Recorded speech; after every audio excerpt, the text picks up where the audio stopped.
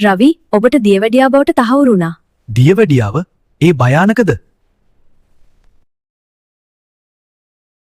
මම අසනීප වුණේ ඇයි?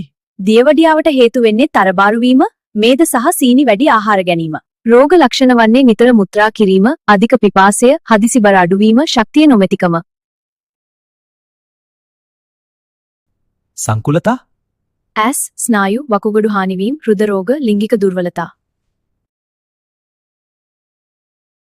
මම ඉක්මනට මැරෙයිද? නෑ. ඔබට මේ පාලනය කළ හැකි. නිවැරදි බෙහෙත් ගන්න. සීනි, මේද වැඩිකම, බැදපු ආහාර සුදුබත් ගන්න එපා. මම කරන්නම්. රතුබත් කන්න, හැමදාම විනාඩි 30ක් එක්සර්සයිස් කරන්න. බර අඩු කරන්න, දුම්පානය, මත්පැන් නවත්තන්න, ආතතිය අඩු කරන්න, හොදින් නිදාගන්න. නියම කල බෙහෙත් හරියට ගන්න, මාස 3කට වරක් ලේවල සීනි පරීක්ෂා කරගන්න.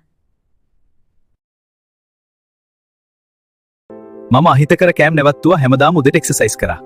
බොහොම හොඳයි. දැන් ඔබේ ලේවල සීනි මට්ටම සාමාන්‍යයි.